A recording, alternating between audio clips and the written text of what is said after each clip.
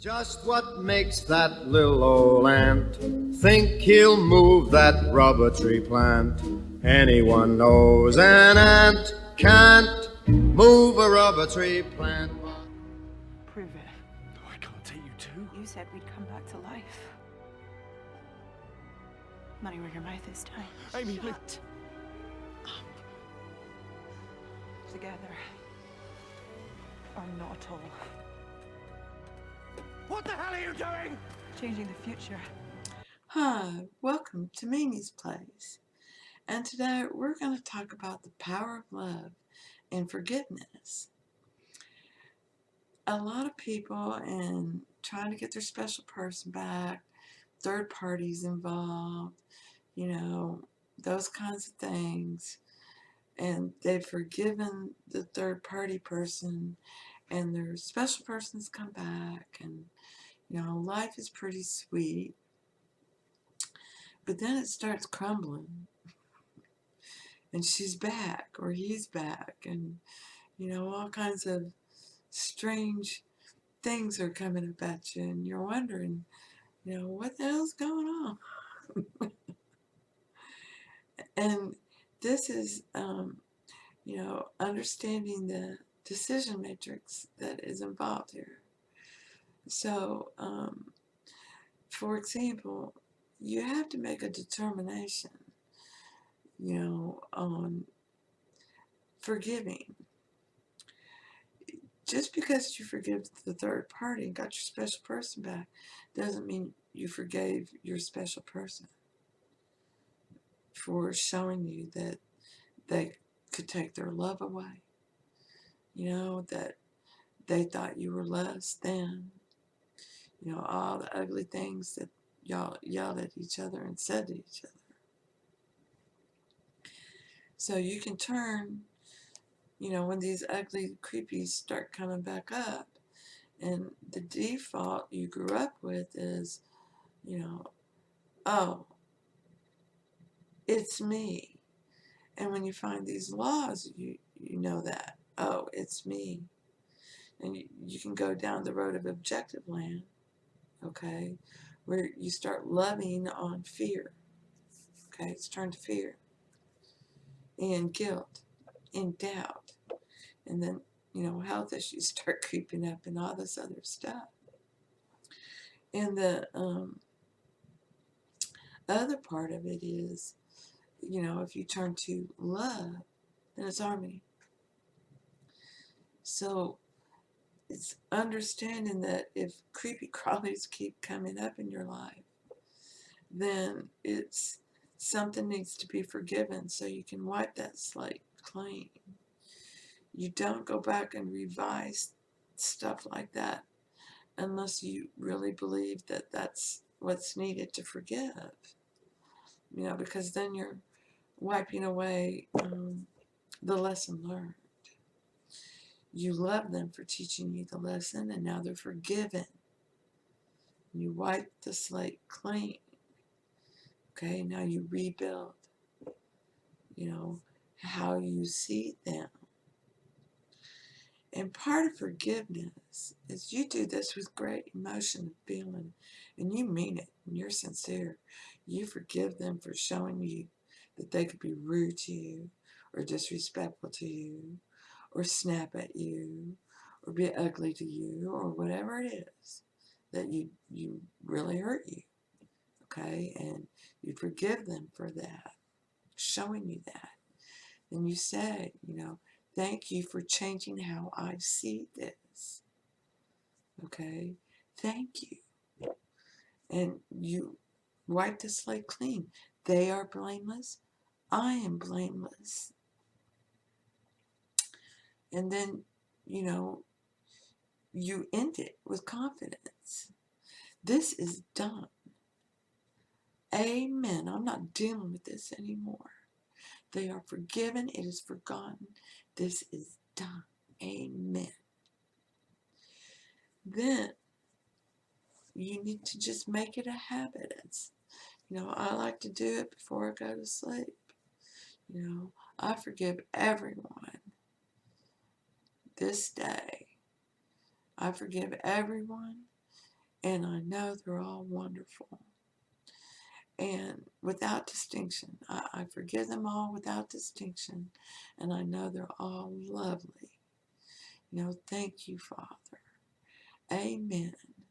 That's it. That way, any creepy crawlies that you picked up during the day get washed out. And another thing I like to add is if I have any resentment toward anyone or anything, I handing it to you, Jesus, and I know you're going to take care of it. I know you're going to make it better and you're going to change it. Thank you. You're giving your attention to forgiveness. You're giving your emotions and feelings to forgiveness. And it's going to happen. It's going to happen. Okay? And then you drop it and you go to the ultimate mental diet and think only of the aspects of God. If it comes up, no, I didn't think that. I thought, and no. I'm not having an argument in my head with my husband. No. I'm erasing that. Nope. I did not think that at all. What I thought was, or God forbid that argument ever happened. Goodbye. No, what I thought was, and move on.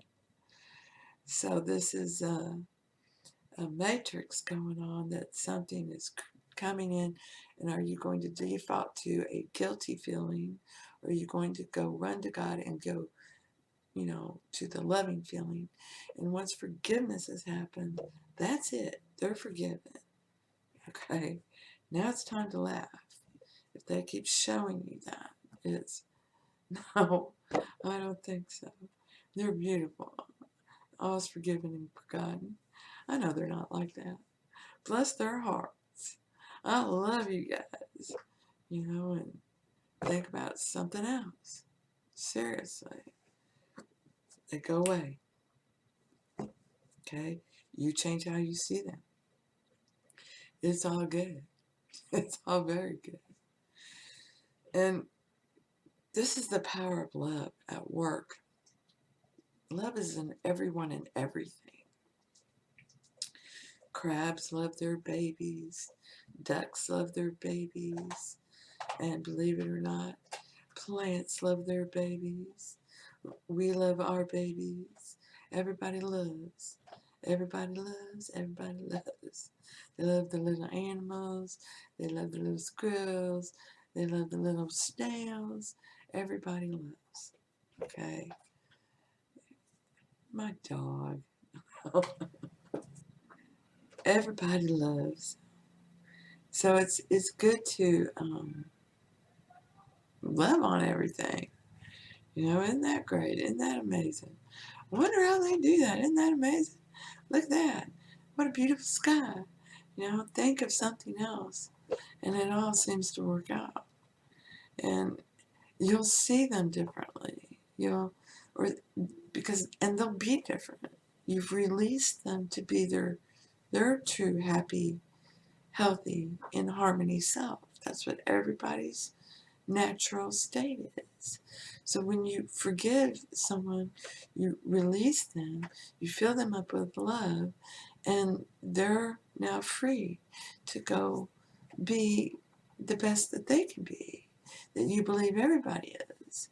But as long as they're tied to that chain, you forgave them and they went away for a little while, but they came back. Okay, so that means they're forgiven, and their messenger telling you haven't forgiven your special person, or your mother, or your father, or whatever it is. And forgiveness is what you have to do there, or it keeps coming back. So this is how you break the chains. Okay, if you had a ball and chain, that's what it is, and you break that chain, and that ball is gone. And you don't see it anymore. And you're running. And it's great. Love really does make the world go round. And you can split it and start being afraid. And that brings out the guilt and the doubt. And now you're beating yourself up and you're treating yourself and worse than you would. I mean, you're taking behavior from people that you wouldn't take from your neighbor. You know, don't do that. You don't have to act like that. That's not love, bowing to people.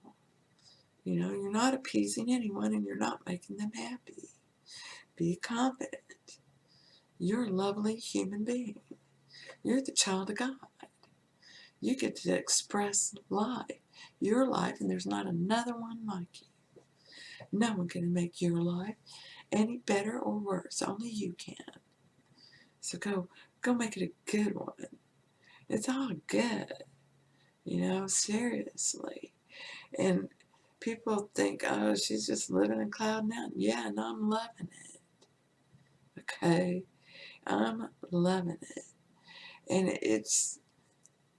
there's only a struggle if you believe there's a struggle. It's only hard if you believe it's hard. One of the best things you can do is to use that ultimate mental diet and ask for clarity. Ask for understanding. Understand that if there are misunderstandings, you're missing the mark. And maybe some forgiveness needs to happen. You know, is it driving you crazy? Well, for me, for a time, yes, it was. And so forgiveness had to happen to a lot of people, to a lot of things. And it's up to each individual, because each journey is different, because each person is different, to forgive from their story, you know. And that's how you change your story. That's how you change your state of consciousness. It's all the story. That's all your story. And each person's story is magnificent and wonderful. And no story is unimportant. They're all important, you know, and you love them. And it doesn't matter if they're dead, you love them. And I got this great nugget from a patron. She's just beautiful. You know, my mother had passed. I forgave her. I forgave everyone. Everyone. Even the dead people, you know, that I thought had looked at me wonky or whatever. You know, I forgive them. They were being a messenger. They were being a gift giver. You know, and they were beautiful. And you know, you may not have liked the message, but in the end, it helps you turn things around. Okay? And you can't want harmony until you've experienced pain and suffering and chaos. Only then can you really want harmony and love it. Okay? So I hope this helps. Blessings to you. And thank you. Thank you for being you. Come with me.